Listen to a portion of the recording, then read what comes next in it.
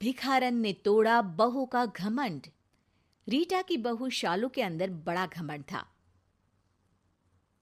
ओ माँ जी, ये क्या? ये सूट आप पर बिल्कुल नहीं जच रहा, जबकि मैंने शादी से पहले सेम सूट पहना था। आए बाए क्या बताऊं, हीर लगती थी मैं बिल्कुल उसे पहनकर। अच्छा, क्या बात है। पर मुझे तो हीर नहीं लगना है ना बहू। कोई रांझा ले गया तो मुश्किल हो जाएगी। क्या माँ जी, वैसे ब्यूटी के आगे तो सब फेल है। मेरे लिए एक से बढ़कर एक रिश्ते थे। हाँ, वो बता रही थी तेरी माँ कि पीछे भी कई रिश्ते तुझे देख कर गए हैं, लेकिन कोई जवाब नहीं देते। आप लोग तो हाँ करके ही जाना। अब, हाँ, वो दरअसल इसलिए जवाब नहीं देते थे क्योंकि उन्हें पता था कि मेरा स्टैंडर्ड उन लोगों से काफी हाई है। ये बोलकर बहू चली जाती है। दरअसल हाजिर जवाबी बहू कभी कभी बहस की सारी सीमाएं पार कर जाती। एक दिन, यार जल्दी से तैयार हो जाओ, 7 बजे एक पार्टी में जाना है। 7 बजे ना? अभी तो सिर्फ सुबह के 11 बजे हैं। हाँ, पर तुम्हें तैयार होने में वक्त लगता है ना। हाँ, तो लेती हूँ मैं वक्त। एक्सक्यूज मी, वो मैं नहीं, आपकी मम्मी लेती है वक्त तैयार होने में। और तैयार होकर आती भी है तो क्या लगती है जैसे नहाना ही भूल गई हो। अब अरे शालू, छोड़ो ना मम्मी की बात। उनको भी मैंने बोला है तैयार होने के लिए, तुम अपना देख लो। हाँ, 7 बजे जाना है। मैं पौने 7 बजे तैयार होना शुरू करूंगी। और मैं इतनी सुंदर हूँ कि मुंह ना भी धो तो लगता है जैसे पार्लर से होकर आई हूँ। पति मुंह बनाकर वहां से चला जाता है। शालू शाम को अपनी सास और पति के साथ पार्टी में जाती है, जहां उसके रिश्तेदार शालू की सास से कहते हैं, अरे रीटा चाची, कितनी सुंदर लग रही हो। इस छोटे से फंक्शन के लिए पार्लर गई थी क्या? अरे कहाँ, 15 मिनट पहले बस साड़ी पहनी और क्या। अरे खुद इतनी चमकती हो, बहू को देखो, लग रहा है बिल्ली मुंह चाट कर आ गई हो। बेटा, क्या हालत बना रखी है, बाल तो झाड़ लेती। सबकी बात सुनकर मानो शालू का माथा 7वें पारे में चला जाता है। वो कोने में जाकर अपनी माँ को फोन करती है। अरे माँ, कहाँ शादी करा दी? माँ, जो उससे भी 4 हाथ आगे थी। देख बेटा, मेरे जैसे शक्ल सूरत जरा सी भी होती ना तेरी, तो शायद अच्छा रिश्ता मिल भी जाता। जो तेरी हरकत और बोली है ना, ये घर मिल गया, शुक्र कर। शालू माँ की बात सुनकर और भी गुस्से में हो जाती है और बिना किसी को बताए पार्टी से घर चली जाती है। रास्ते में पैदल चलते हुए उसके पास एक भिखारन आती है। बेटी, भगवान के नाम पर कुछ दे दे। गुस्से से भरी शालू अपना सारा पारा भिखारन पर ही उतार देती है। अरे शक्ल देखी है, भिखारन कहीं की, ना बोलने की तमीज है ना दिखने की, और आई है मुझसे पैसे मांगने। चल हट। भिखारन शालू की शक्ल ही देखती रह जाती है कि इस औरत को हुआ क्या है। लेकिन फिर शालू गुस्से से उसे और कड़वी बातें सुनाती है, जिसे सुन अब भिखारन को भी गुस्सा आ जाता है। अरे मैं कुछ बोल नहीं रही हूँ, तो इसका मतलब ये नहीं है कि मैं पागल हूँ। अरे पैसे नहीं देने तो मत दो, लेकिन जो बकवास किया है ना उसके लिए माफी मांगो। मैं और माफी?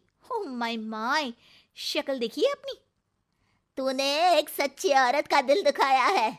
जा, मैं तुझे श्राप देती हूँ कि तू अब से भिखारी की तरह बोलेगी, उसी की तरह कपड़े पहनेगी और वैसी ही दिखेगी भी। जो अभी मुझसे मांगने के लिए मेरे पैरों पर गिर रही थी, वो मुझे कुछ दे रही है, वो भी श्राप। शालू उस पर हंसकर घर आ जाती है और सो जाती है। लेकिन अगली सुबह ही शालू सर पर खुजली करते करते कहती है, सासू माँ, घर में जो रोटी रखी है ना मैं खा लूं?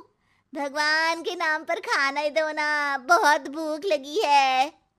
सास बहू को देखकर हैरान रह जाती है। उजड़े बाल, फटी साड़ी और भिखारियों वाली बोली। अरे बहू, ये क्या बोल रही है? तू कब से रोटी खाने लगी, वो भी मुझसे पूछकर? अरे तू तो पिज्जा खाती है ना। अरे माँ जी, कैसी बात कर रही है? पिज्जा क्या होता है? माँ जी, भगवान के नाम पर एक रोटी दे दो माँ जी। सास सोच में पड़ जाती है कि आखिर ये ऐसा नाटक क्यों कर रही है। अब हाँ हाँ, जा लेकर खा ले। बहू वहां से चली जाती है। सास सोच में पड़ जाती है कि बहू ने ये जो नया नाटक शुरू किया है उसे कैसे छुड़वाऊं। उसे आइडिया आता है। वो बहू के मम्मी पापा को फोन करके बुलाती है। बहू, देख तेरे मम्मी पापा आए हैं। अरे क्या हो गया था आंटी जी, जो हमें बुला लिया? वो मेरी ना पार्लर में बुकिंग थी। अरे आंटी जी, बहन जी ये क्या बोल रही हैं? अरे वो आप उम्र में काफी बड़ी है ना, तो इज्जत देने के लिए बोल रही थी। हे भगवान, ये तो सारा परिवार ही नौटंकी है। खैर, अरे बहू आजा, तेरे मम्मी पापा आए हैं। बहू आती है। अरे आप लोग, क्या बात है मालकिन, बड़ा है चोचक कपड़ा पहनी है, कोई बड़ा साहब मिला था क्या? Shut off, what's nonsense. अंग्रेजी। मालकिन, हम तो 4 कक्षा पास है ना, तो ये ना जानते हैं। बाकी देखो, कोई काम हो तो बताना। जा रहे हैं, मंदिर की आरती का वक्त हो रहा है ना, खत्म होते ही सेठ लोग सिक्का बांटते हैं, सिक्का। बहू ये बोलकर वहां से चली जाती है। ओ माय गॉड, ये क्या हो गया? ऐसे कैसी बहकी सी बातें कर रही है? अरे यही दिखाने और पूछने को बुला रही थी कि ये क्या है। भाई कौन सी बीमारी पाली है तुम्हारी बेटी ने? क्या बात कर रही है आंटी जी?